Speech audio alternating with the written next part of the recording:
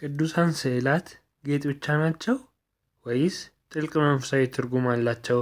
በዚህ ቪዲዮ ውስጥ ቅዱሳን ስዕላት ምን እንደሆኑ፣ ለምን እንደሚከበሩና በመጽሐፍ ቅዱስና በቤተ ክርስቲያን አስተምህሮ ምን መሰረት እንዳላቸው እንመለከታለን። ቅዱሳት የሚለው ቃል ቀደሰ ከሚለው የግዕዝ ግስ የወጣ ሲሆን ትርጉሙም ለየ፣ አከበረ፣ መረጠ ማለት ነው። ከዚህ በመነሳት ቅዱሳን ስዕላት ለእግዚአብሔር የተለዩ፣ የተቀደሱ፣ ልዩ፣ ምርጥ፣ ንጹሕ፣ ጽሩይ የሆኑ የቤተ መቅደስ መገልገያ ንዋያተ ቅድሳት በመሆናቸው ቅዱሳት ተብለው ይጠራሉ።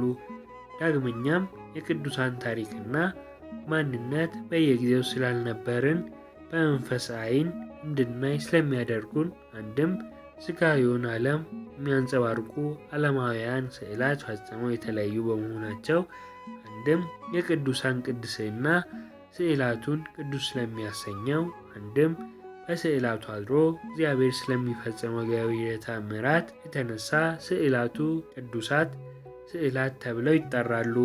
በአጠቃላይ በኢትዮጵያ ኦርቶዶክስ ተዋሕዶ ቤተ ክርስቲያን ስዕላት ተብለው የሚጠሩ ሐዋርያዊ ትውፊትና ቀኖናን ጠብቀው የሚሳሉ የቅዱስ እግዚአብሔር፣ የእመቤታችን የቅድስት ድንግል ማርያም፣ የቅዱሳን መላእክት፣ የቅዱሳን ነቢያት፣ የቅዱሳን ሐዋርያት እና የቅዱሳን ጻድቃን ማንነት፣ ሕይወትና ታሪክ የሚያሳዩና የሚወክሉ ስዕሎች ናቸው። የቅዱሳን ስዕላት አመጣጥ በብሉይ ኪዳን ስዕል በቤተ ክርስቲያን ውስጥ ለያዘው ቦታ መሠረቱ የሁሉ አስገኝ ሆና አምላካችን እግዚአብሔር አስቀድሞ ለነቢዩ ሙሴ ስዕለ ኪሩብን በስርየት መክደኛው ታቦት ላይ እንዲያዘጋጅ ማዘዙ ነው። በዚህም መሠረት ኦሪት ዘጸአት ምዕራፍ 25 ቁጥር 22 ላይ በዚያ ከአንተ ጋር እገናኛለሁ፣ የእስራኤል ልጆች ታዝ ዘንድ የምሰጥ ነገር ሁሉ በምስክሩ ታቦት ላይ ባለው በሁለቱ ኪሩብ መካከል በስርየት መክደኛው ላይ ሆኜ እነጋገርሃለሁ ብሎ መናገሩ ነው። እግዚአብሔርም ተናገረውን የማያስቀር ነውና ሊቀ ነቢያት ሙሴን በስዕለ ኪሩብ መካከል ሆኖ ድምፁን አሰምቶታል።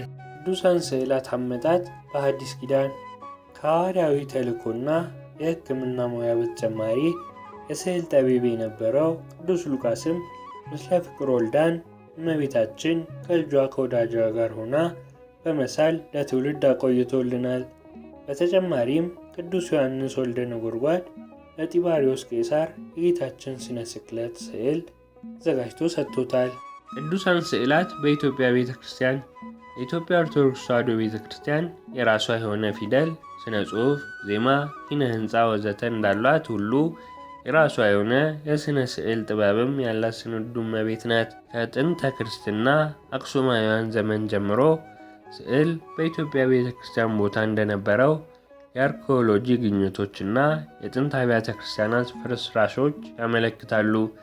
በተለይ በዘመነ አክሱም ተሰርተው በከፊል የፈረሱና ከመፍረስ የተረፉ ደብረ አጽብሃ፣ ውቅሮ ቅዱስ ቂርቆስ፣ ደብረ ዳሞ ገዳም፣ መርጦ ለማርያም ወዘተ ያሉ አብያተ ክርስቲያናት የያዟቸው ስዕሎች በየዘመኑ የስዕል ጥበብ አሻራ ያሳያሉ።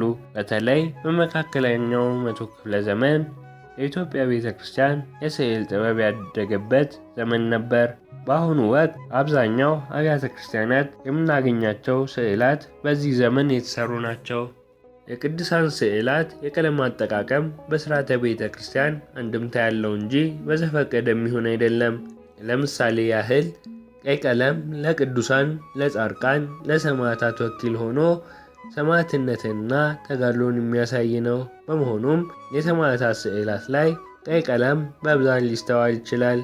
ነጭ ቀለም ንጽሐ ባህሪን ስለሚያመለክት በጌታችን በኢየሱስ ክርስቶስና በእናቱ በቅድስት ድንግል ማርያም የትንሣኤና የዕርገት ስዕላት ላይ ሊስተዋል ይችላል። ሰማያዊ ቀለም የእግዚአብሔር ዘላለማዊ አምላክነትና ቀዳማዊነትን የሚያመለክት በቅድስት ሥላሴ ስዕለ አድኅኖ ላይ ልንመለከት እንችላለን።